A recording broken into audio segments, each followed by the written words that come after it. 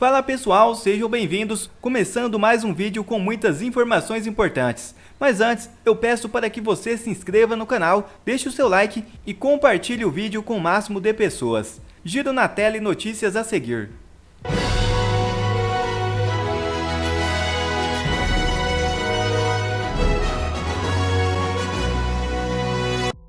Flávio Dino anuncia ato para celebrar democracia em 8 de janeiro. Cerimônia para lembrar ataques aos três poderes acontecerá no Senado. O ministro da Justiça, Flávio Dino, anunciou que o evento para recordar os atos do 8 de janeiro será realizado no Senado. De acordo com o ministro, a cerimônia terá a presença de líderes dos três poderes e vai ocorrer na data em que os atos de vandalismo completam um ano. 8 de janeiro de 2023, eu enfrentei um dos maiores desafios profissionais da minha vida, 12 horas em pé, enfrentando essa dificuldade e, portanto, o presidente Lula me honrou com a permanência do governo até o dia 10, 12 de janeiro, para eu poder participar do evento comemorativo da restauração e proteção da democracia no dia 8 de janeiro de 2024, às 15 horas, no Senado Federal. E, por isso, uma iniciativa de todos os chefes dos poderes, o presidente da República, o presidente do Senado, o presidente da Câmara, o presidente do Supremo e Procurador-Geral da República. O Silvio disse que ficou 12 horas em pé no dia 8 de janeiro desse ano e Luiz Roberto Barroso, presidente do STF, disse que não se deve mais mentir a partir de agora, né? Ele falou que precisa se fazer um esforço para não mentir mais nesse país. E aí? Só tem um jeito dele mostrar, dele provar que ele ficou 12 horas em pé. Ele mostra as imagens do dia 8 de janeiro do Palácio da Justiça que sumiram.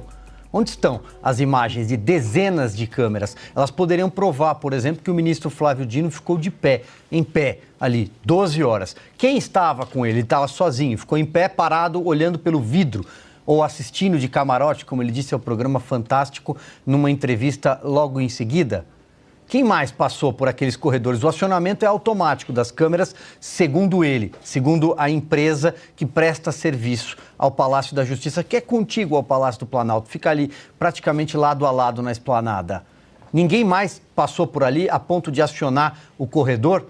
Por que a tropa da Força Nacional de Segurança estava como uma guarda pretoriana protegendo o Ministério da Justiça e não agiu quando aquela turba, naquele momento de fúria de alguns estúpidos que partiram para a depredação dos prédios públicos? Quem comandou a tropa do Ministério da Justiça? As imagens também podem ajudar a explicar.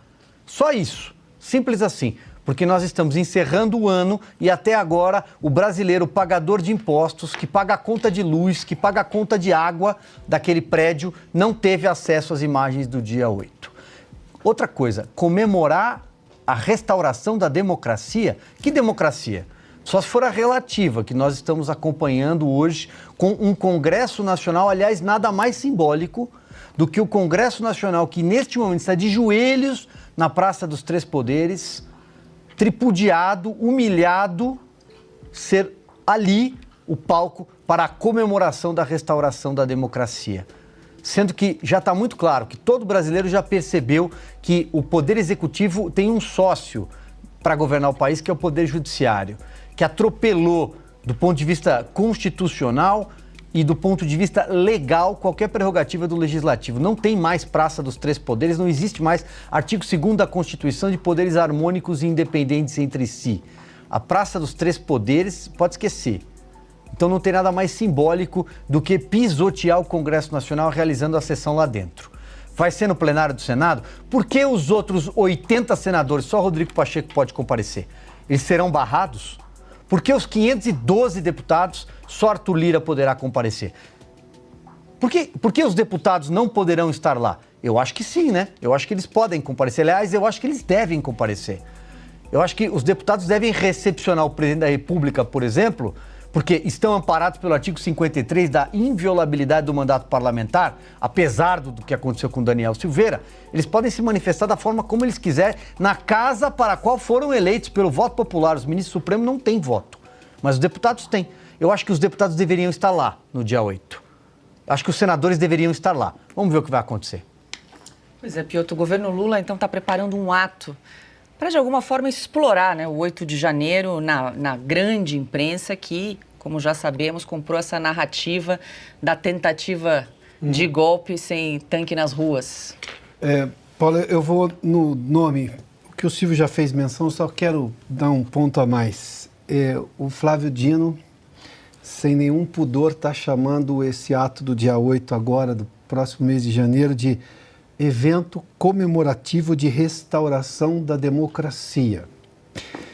Eu queria saber quando vai ser o evento comemorativo de restauração da Constituição, do Estado Democrático de Direito, do devido processo legal, da ampla defesa, quando que o inquérito sem fim vai ter fim, porque não existe inquérito sem fim, não pode estar na mesma frase todas essas palavras. Quando é que a gente vai restaurar, por exemplo, o valor constitucional da Procuradoria-Geral da República que tem sido ignorada? Quando é que nós vamos, por exemplo, devolver aos presos do dia 8 apenas o direito deles de detidos? Porque alguns nem foram condenados.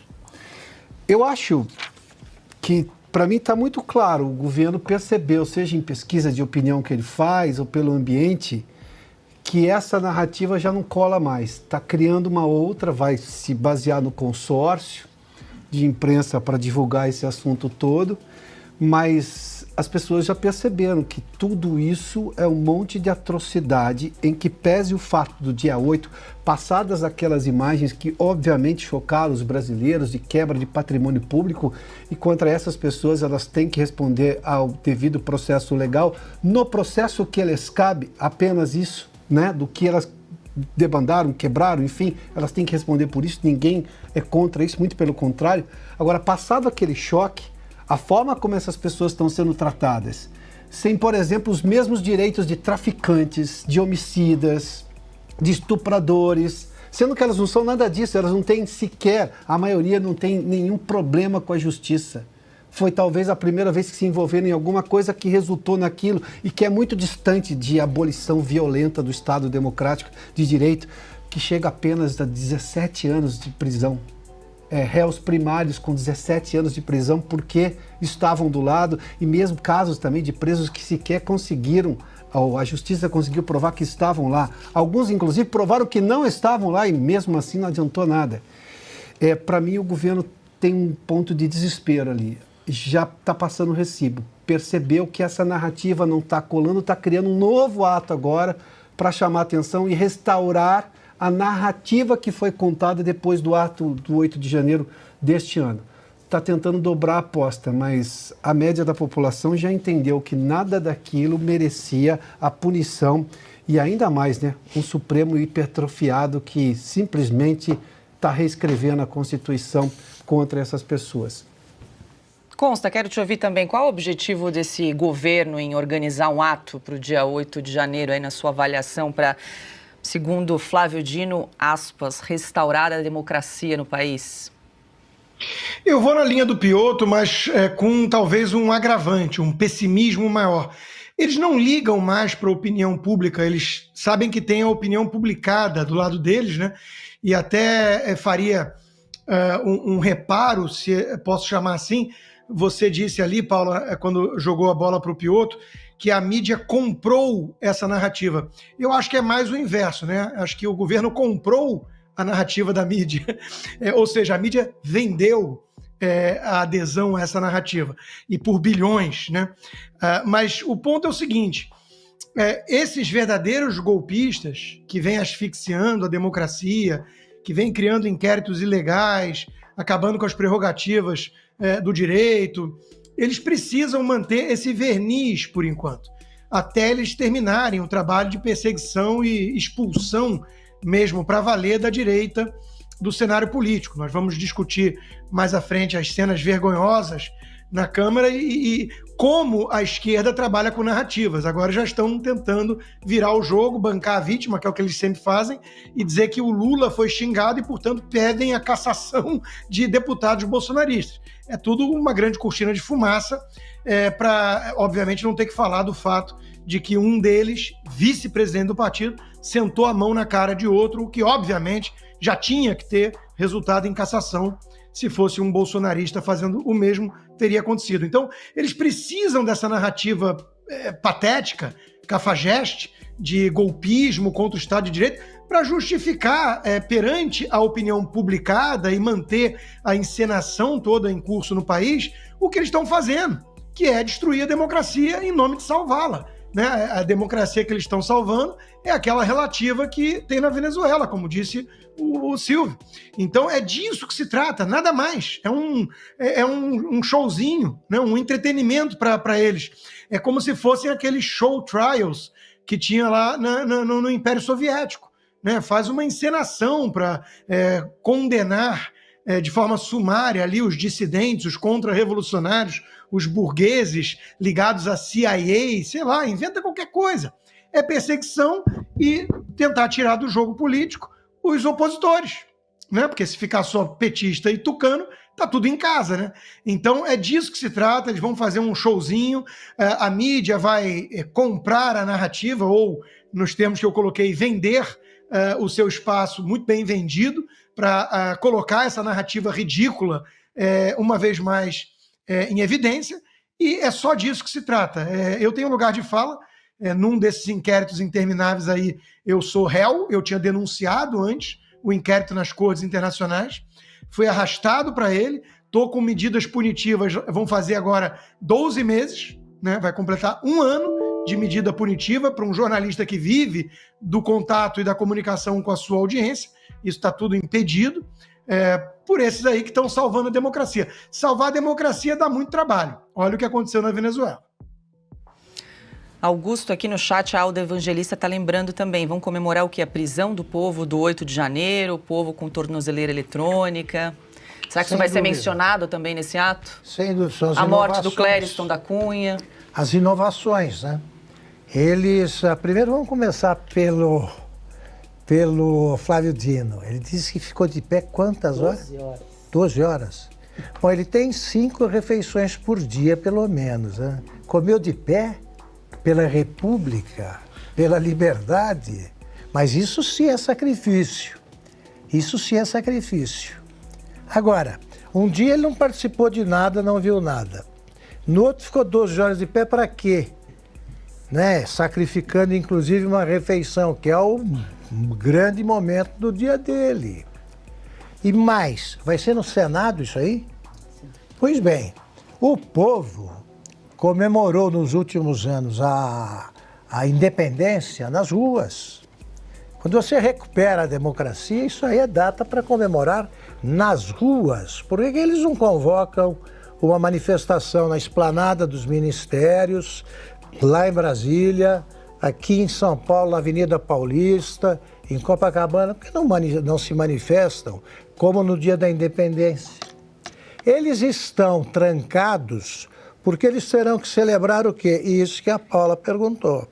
Vão comemorar a adoção da prisão perpétua disfarçada?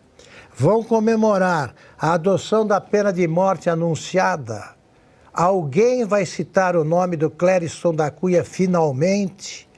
Ou não? Como um exemplo, né, de um comunista punido, de um fascista punido porque queria a instauração da ditadura. Não tem problema. Se ele traiu a nação, como os livros de história registram aí, os que traíram a nação, pronto. Pode citar o nome dele, se tem razão. Eles não têm coragem de mencionar o nome do cadáver que continua exposto na Praça dos Três Poderes à espera de explicações que terão de vir por parte do Supremo. Agora, essa festinha que eles vão organizar no Senado é a confissão, né, claríssima, de que eles acham que a ministra Rosa Weber está fazendo mais um dos seus votos que ninguém compreendia quando fala na Pearl Harbor brasileira, né, o dia da, como é que é?